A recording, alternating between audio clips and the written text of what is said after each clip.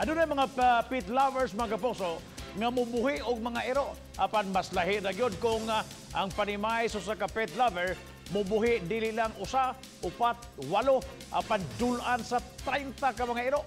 Ato kining Syra.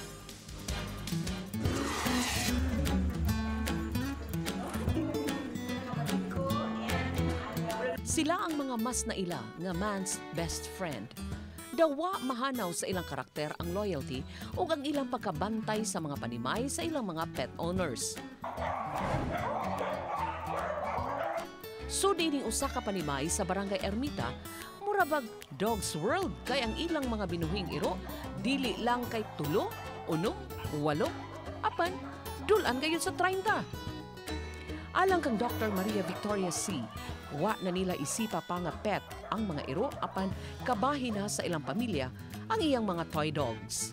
Oh, we grew up with dogs. Actually, ang akong father mo ay nag-encourage na mo nga mag-close sa mga animals. Lahi-lahi ang breeding sa iyang mga iro. Memorize sa Doc ang ilang mga pangan. Dian Dian. So this is Dian Dian. This is Dian Dian. Ya, kani siya si Biang Biang. Ya, kani si Aliana. Terus ni sila mga girls. Sa ilang maintenance o bakuna, may kaugalingon pa nga vet. May kaugalingong yaya usab aron lang muatiman kanila. Gitrain usab sila kung asa magpagawa sa hugaw ug sagad usab kanila mahilikon kaayo sa utanon. So, ang akong ipakaon nila is corn grits. So, we spend around 2 sacks a month for them. Ang uban kanila adapted o baka mga itoy nga gilabay sa daplin. Apan silang tanan, giatiman o gipadako ang uban kanila miabot na sa 13 ka tuig. Mato ni Dr. Alice Utlang sa Department of Veterinary Medicine and Fisheries nga dako gyud nga responsibilidad ang mamuhi og mga iro. Kanang kinahanglan kabalo po ka sa mga balaod, no? Sa mga balaod, existing balaod, kanang magbahin na sa manang mga pets, no? Kay para wa kay problema di ka mamultahan. Gani auhag niya ilabi na sa mga magpasagad lang pag-atiman og mga hayop.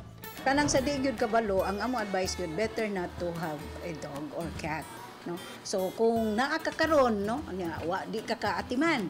So di man pwede na nga mag-surrender na karon og iro kay base sa RA 8485 sa Animal Welfare Act. I-surrender nimo ang imong iro is already a form of abandonment. Matud sa panultihon sa uban, a home without a dog is boring. Apan kinahanglan usab nga atimanon og panggaon sila sa mga tagiya sama sa gibuhat ni Doc C. They're part of the family and yeah, mura na sila na kong mga babies. So I call them my baby dogs. Mura na sila kong mga anak. Mapadaghan man ang mga binuhi o bisan gamay lang. Uban ni Lian Singkulan o Jovel Obiso, Chelo Vallena, Balitang Bisdak.